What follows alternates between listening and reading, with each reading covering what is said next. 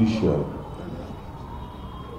ಮಹಾತ್ಮ ಗಾಂಧೀಜಿಯವರ ಮೌಲ್ಯಗಳು, ಬಾಬಾ ಸಾಹೇಬ್ ಅಂಬೇಡ್ಕರ್ ಅವರ ಸಂವಿಧಾನ, ಇವೆರಡೂ ಕೂಡ ಈ ದೇಶಕ್ಕೆ ಬಹಳ ಅತ್ಯಂತ ಅನಿವಾರ್ಯ, ಅಗತ್ಯ. ಇದನ್ನು ನಾವು ಮಾಡ್ತಕ್ಕಂಥ ಕೆಲಸವನ್ನು ಮಾಡೋಣ.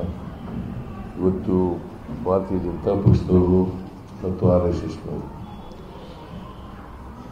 ಮಹಾತ್ಮ ಗಾಂಧೀಜಿಯನ್ನು ಕೊಂದಂಥ ವ್ಯಕ್ತಿಯನ್ನು ಪೂಜಿಸ್ತಾರೆ.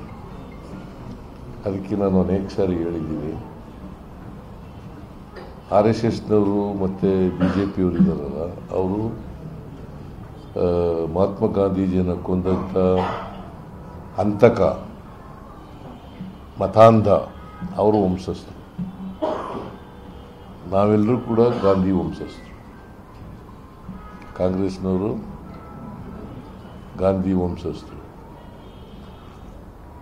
ಈಗ ಅವರು ಎಲ್ಲರೂ ಪ್ರೀತಿಸಕ್ಕೆ ಶುರು ಮಾಡಿದ್ದಾರೆ.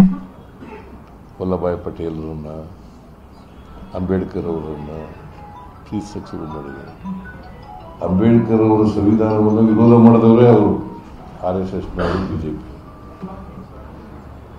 ಗೋಲ್ವಾಲ್ಕರ್ ಮತ್ತು ಸಾವರ್ಕರ್ ನೀವು ನೋಡಬೇಕು, ಇಂದಿನ ಇತಿಹಾಸ ತೆಗೆದು ನೋಡಬೇಕು.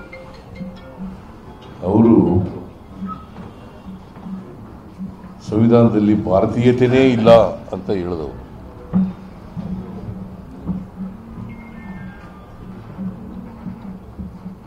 ಅದರಿಂದ ಸಂವಿಧಾನ ವಿರೋಧಿಗಳು